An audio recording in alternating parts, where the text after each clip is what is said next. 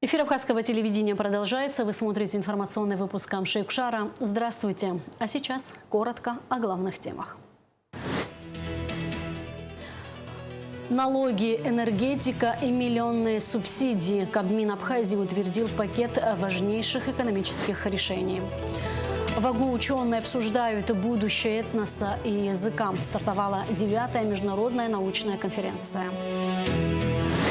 Состоялось официальное открытие турнира по художественной гимнастике, который собрал юных гимнасток из Абхазии, России и Южной Осетии. Правительство утвердило порядок разработки проекта республиканского бюджета на 2027 год, одобрило изменения в бюджет фонда инвалидов Отечественной войны народа Абхазии, пересмотрело перечень продовольственных товаров, освобожденных от НДС, и внесло изменения в программу развития демографии на 2026 год. Нала Чкинджеря расскажет детали. Кабинет министров утвердил порядок разработки законов о республиканском бюджете и о бюджетах государственных внебюджетных фондов республики на 2027 год.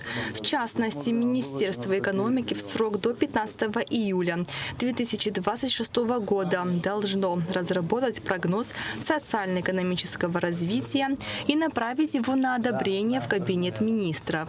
А Министерству финансов на основании показателей прогноза, в свою очередь, необходимо предоставить проект закона о республиканском бюджете до 1 октября. Установлены также требования для администраторов доходов, в частности, для Министерства по налогам и сборам и Государственному таможенному комитету срока до 22 августа и 15 августа соответственно представить прогнозы поступлений по тем видам доходов, которые ими администрируются, по иным администраторам доходов в срок до 10 августа необходимо будет предоставить соответствующие данные в Министерство финансов. Также до 20 августа 2026 года центральным органам госуправления и иным получателям средств республиканского бюджета необходимо будет представить проекты бюджетных смет на 2027 год.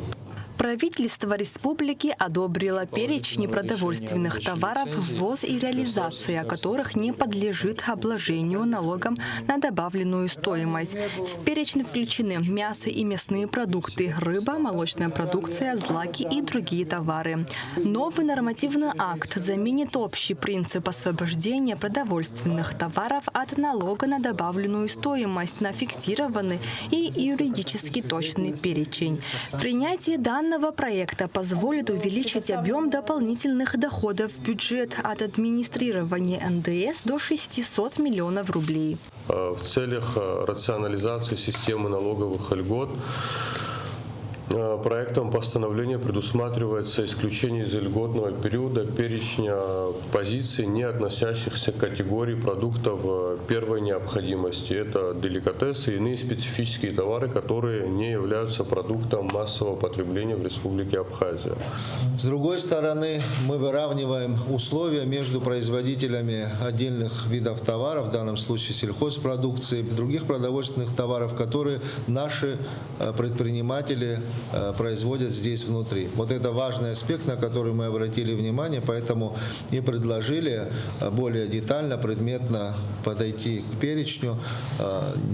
Небольшая часть была изъята, но проанализировав со всеми заинтересованными ведомствами, установили, что то, что мы производим на территории Республики Абхазия, но в данном случае должно быть точно учтено в пользу местных производителей.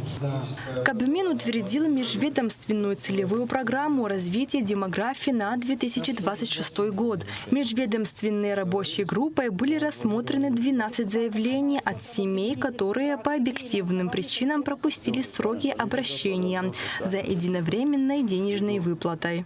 Для детей, родившихся в 2024 году, срок обращения продлевается до 1,5 лет со дня рождения ребенка, что позволит закрыть проблему обратившихся граждан. Для семей, родившихся в 2025 году, подать заявление можно было в течение 2025 и всего 2026 года. Для детей, родившихся в 2026 году, срок продлевается до конца текущего года, до 2026 года. При этом размеры выплат по каждой категории будут сохранены в соответствии с программами, действовавшими на дату рождения ребенка. Исходя из этого, размеры выплат на 2026 год составляют 100 тысяч рублей на первого и второго ребенка, 200 тысяч рублей на третьего и четвертого ребенка и 300 тысяч рублей на пятого и последующего ребенка.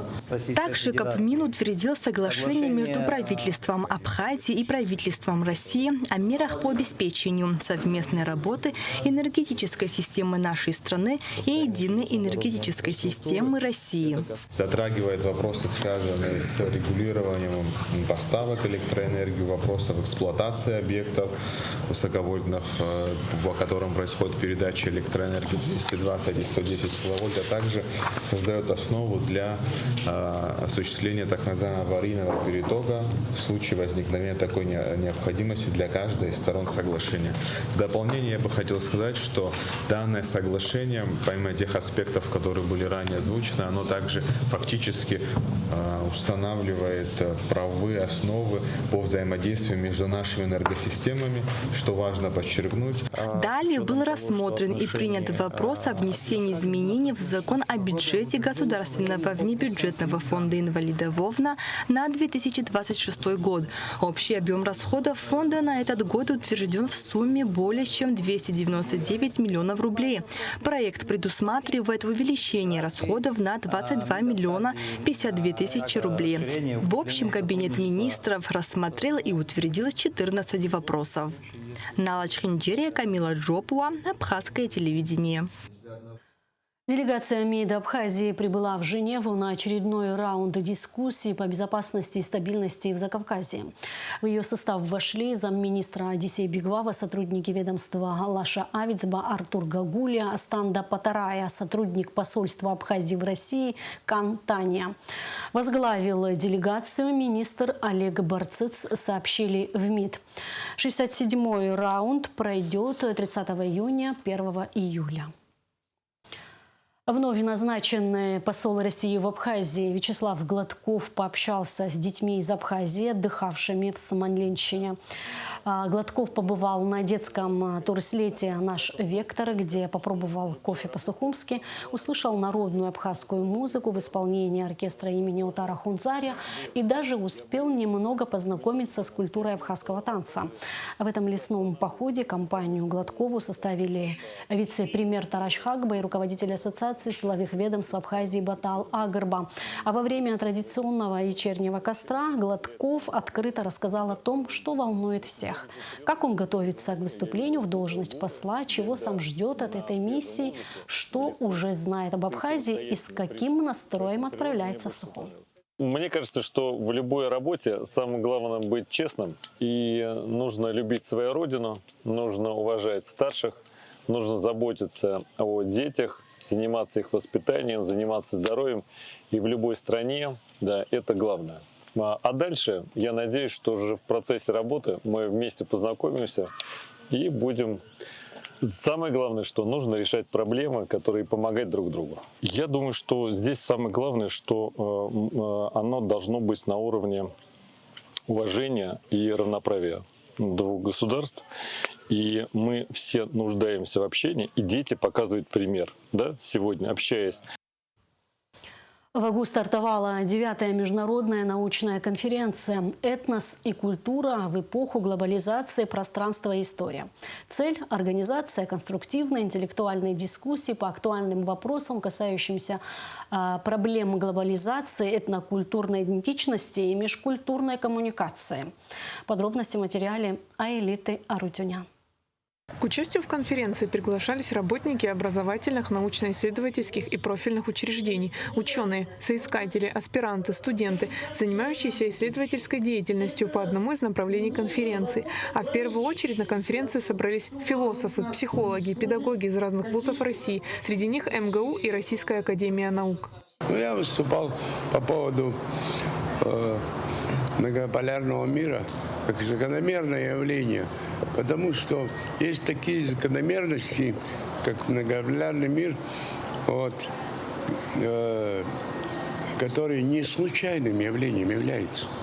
Это явление закономерное, потому что человеческая сущность потребовала, бытие человека потребовало появлению такой альтернативы. Организаторами этой конференции постоянно являемся кубанские философы и наша кафедра. Уже, значит, с кубанцами я 9 конференций провел, сегодня включительно, а сам-то проводил еще с 2015 года. Конференция проходит в 9-й раз и посвящена проблеме трансформации культуры, языка, взаимоотношений людей в современную эпоху. Мероприятие охватывает множество проблем. Каждый год количество ее участников возрастает. Для нас это сотрудничество очень дорого, потому что, во-первых, это очень интересная такая продуктивная дискуссионная площадка. Это возможность увидеть и понимать основные научные тренды. И то, что происходит не только в России, но и в Абхазии, для нас является весьма интересным. Потому что определенные культурные тренды, определенные способы видения мира для нас являются очень ценным. Также есть представители Санкт-Петербурга, Грозного, Майкопа. Конференция стала площадкой для продуктивных дискуссий, обмена опытом. Конечно, мы хотим знать, в каком мире мы живем, что вокруг нас происходит, какие процессы, то есть хотим знать, что есть на самом деле. Это функция науки. Она занимается этим, но здесь тоже возникает тот же вопрос, что в идеологии. А может быть, можно иначе как-то? А может, возможны варианты? Тогда начинается апелляция к науке. Наука, казалось бы, должна давать окончательный и жесткий ответ. Но это не так. Существует масса теорий, масса предположений, масса поисков. Как наука на это реагирует, она движется. Среди тем докладов – воспитание философии, методологические ориентиры единых учебных пособий, меритократия в культурном коде абхазов. Конференция будет идти по 30 июня. Айлита Арутюняна, Храмичева, Абхазское телевидение.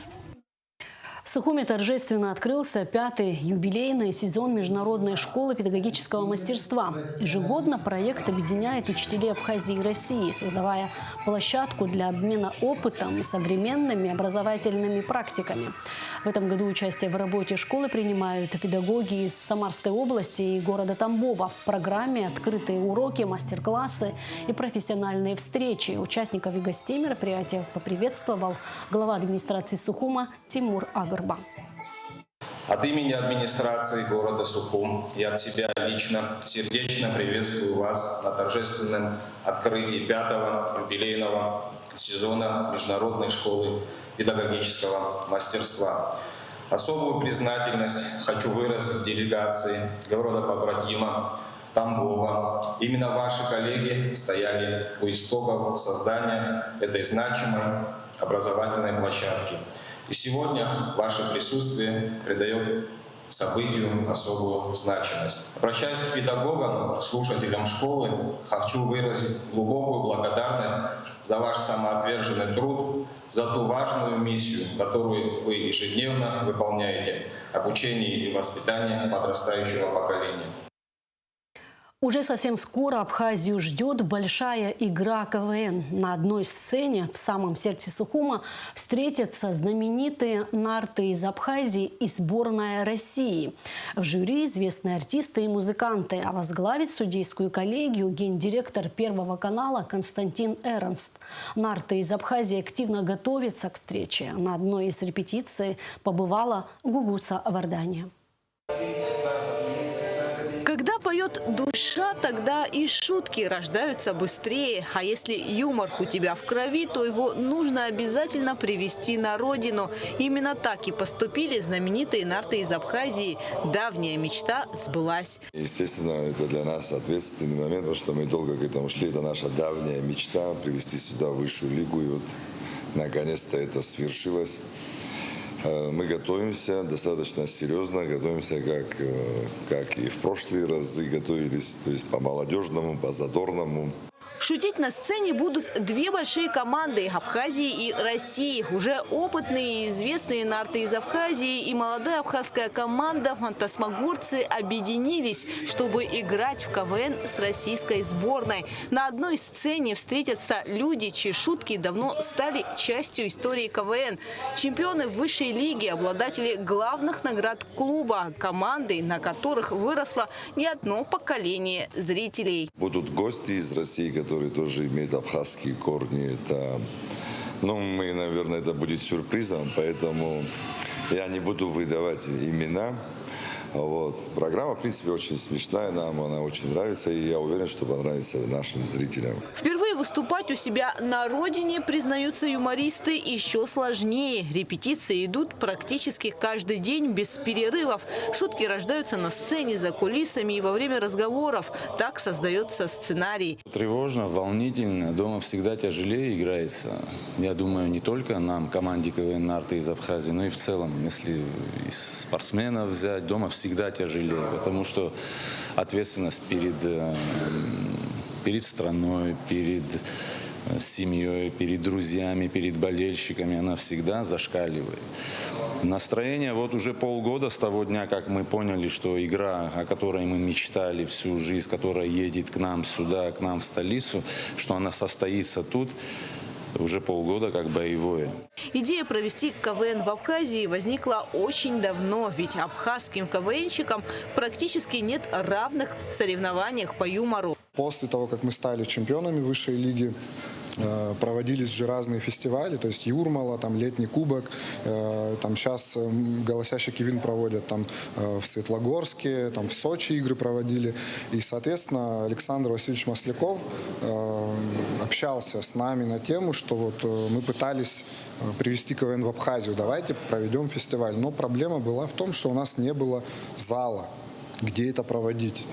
И на сегодняшний день нашли такое решение. Зала, к сожалению, до сих пор нет, но мы нашли решение, и при поддержке фонда культурных инициатив и президентского фонда и правительства Абхазии мы привозим такую огромную сборно-разборную конструкцию, которая встанет на замечательном месте. Это площадь драматического театра. Впервые в своей истории Республика Абхазия готовится принять легендарную игру КВН. КВН – это не просто игра, это целое культурное явление, которое 3 июля распахнет свои двери для зрителей и команд страны души. В эти дни на набережной Махаджиров идет масштабная подготовка к такому событию.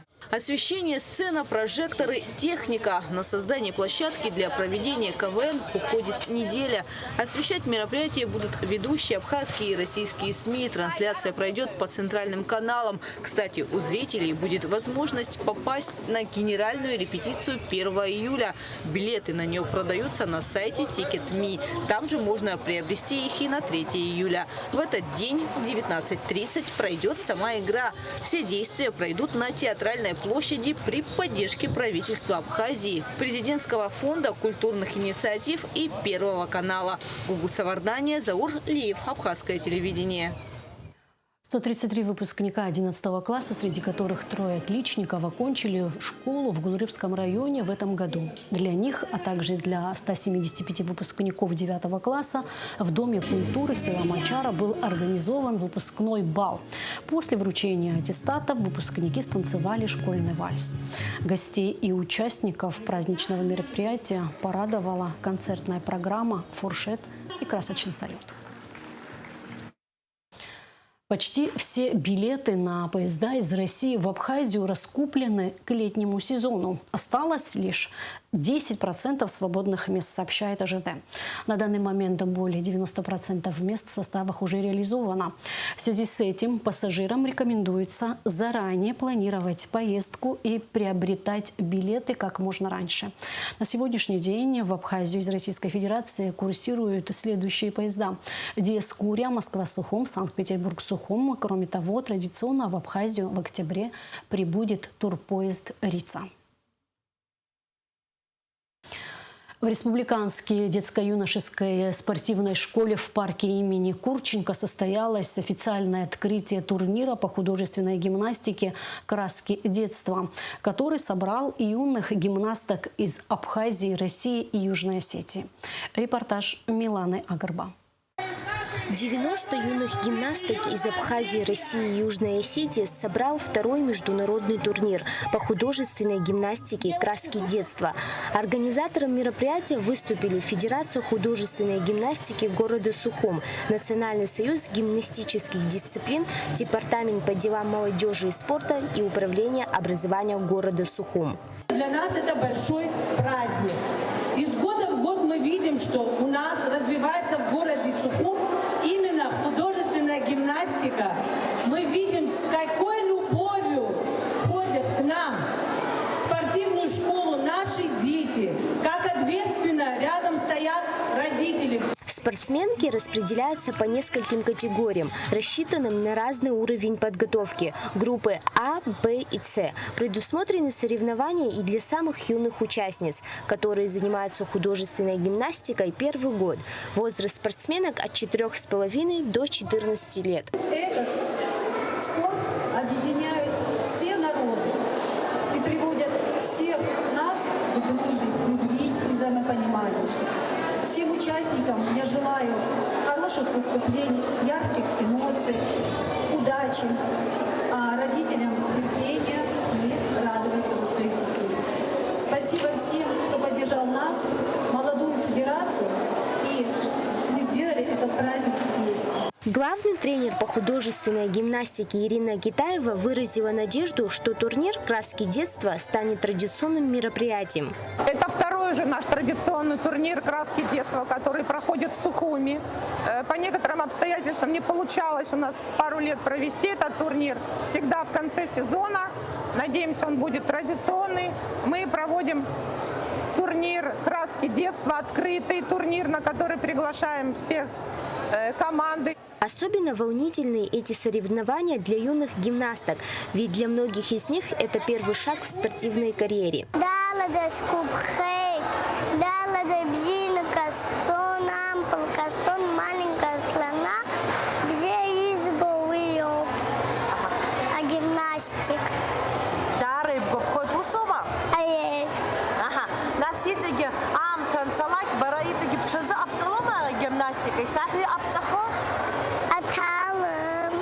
Шпагат, полостяжка, лазоглевка, сцеллоид и сцеллоид.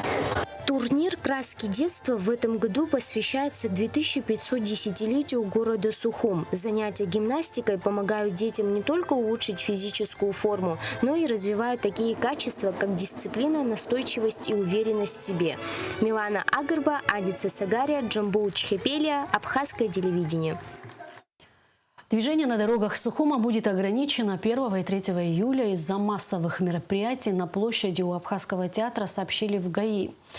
С 16 часов до полуночи движение на участке улицы Лакоба от Айтгылара до Званба будет перекрыто. Водителям нужно будет ехать из центра по улице Айтгылара на улицу Гуля, по Гуля на проспект Леона и далее по проспекту Аяйра до Званба в одностороннем режиме.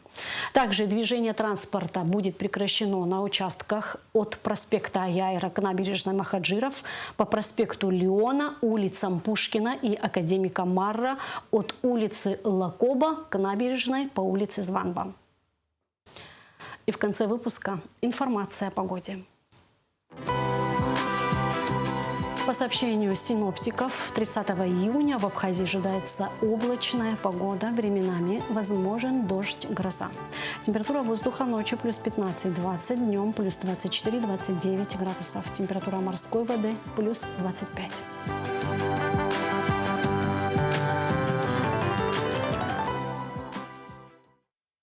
На этом наш выпуск завершен. Всего вам доброго. До встречи в эфире.